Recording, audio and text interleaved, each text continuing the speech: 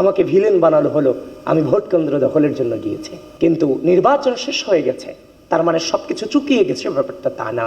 স্থিতি মোকাবেলা করার উদ্দেশ্যে এই দীর্ঘ পথ চলায় ডাকসু নির্বাচন ছিল একটা পরিস্থিতি মোকাবেলা করুন। আমরা আমাদের জায়গা থেকে ধৈর্যের সাথে এই রাষ্ট্রের স্বার্থে এই ডাকসু নির্বাচনকে মোকাবেলা করেছি। আমি ভিপি প্রার্থী হিসেবে নির্বাচন করেছি। আমি যতটা কি ফিল করে কি পরিস্থিতি মোকাবেলা করে আসছি সেটা বাহির থেকে হয়তো আপনারা অনেকেই অনুধাবন করতে পারবেন না। একটা জাল বিছানো হয়েছে, যে জাল আপনার খুব পরিচিত, কিন্তু যখন আপনাকে জালে নেওয়া হয়েছে তখন দেখলেন এই জালের কোনো কিছুই আপনার অবশিষ্ট নেই। যার প্রপার দৃষ্টান্ত ছিল নির্বাচনের সকালে আমাকে ভিলেন বানানো হলো, আমি ভোট কেন্দ্র দখলের জন্য গিয়েছি। এটা কখনোই মেইনস্ট্রিম মিডিয়া থেকে আমি এটা আশা করিনি। RICL TMX, যুগের পর যুগ স্থাপনা থাকে মজবুত। কিন্তু নির্বাচন শেষ হয়ে গেছে, তার মানে সবকিছু চুকিয়ে গেছে, ব্যাপারটা তা না। আমরা যে অসঙ্গতি পেয়েছি, সে অসঙ্গতিগুলো আমরা পেয়েছি, সেগুলো নিয়ে আমরা কিন্তু বাংলাদেশের যে নির্বাচনী কালচার, নেগেটিভ রেজাল্ট আসার পরে বিক্ষোভ করা, অবরোধ করা, মিছিল করা, বিশেষ করে 2019 সালে ডাকসু নির্বাচন পরবর্তী সময় ভিসি অফিস অবরুদ্ধ করা, আমরা কিন্তু বিশাল স্যাক্রিফাইসের মধ্য দিয়ে পূর্বের রাজনৈতিক সংস্কৃতিতে ফিরে না গিয়ে আমরা ধৈর্য ধারণ করেছি। অভিযোগ, অনুযোগ এবং যে অসঙ্গতিগুলো ধরা পড়েছে, প্রার্থী হিসেবে আমার যে দায়িত্ব, ভোটার হিসেবেও তাদের দায়িত্ব আছে, তাদের চোখেও নিশ্চয় সেগুলো ধরা পড়বে। আমার চোখে একদিন আগে পড়েছে, তাদের চোখে দুদিন পরে পড়বে। আমরা ধৈর্য ধারণ করেছি যে তাদের পক্ষ থেকে হয়তোবা কোশ্চেনগুলো উঠবে। ইতিমধ্যেই কোশ্চেন উঠেছে, আমরাও তাদের সাথে কণ্ঠ মেলাচ্ছি।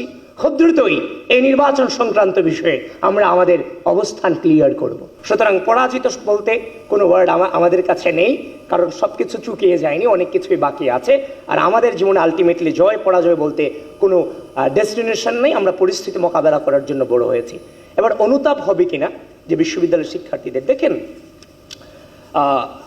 আমরা যে অসম লড়াই করেছি, আমাদের সেই অসম লড়াই কিন্তু আমাদের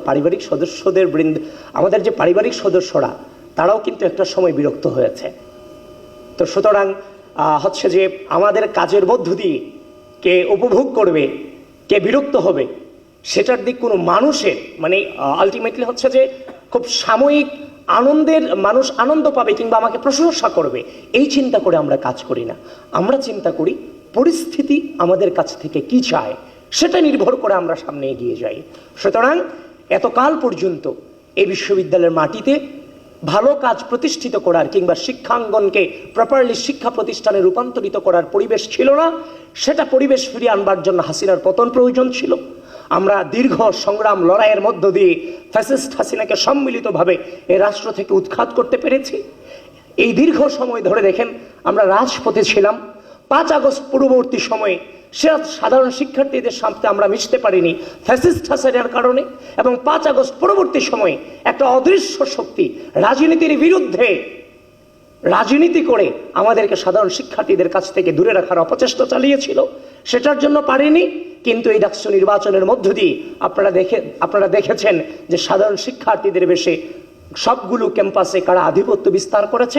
সুতরাং সবকিছু কাটিয়ে উঠেছি আমরা সামনে আমাদের যে ইশতেহার প্রদান করেছি, 10 দফার যে ইশতেহার প্রদান করেছি, সেটা নিয়ে আমাদের কার্যক্রম অব্যাহত থাকবে।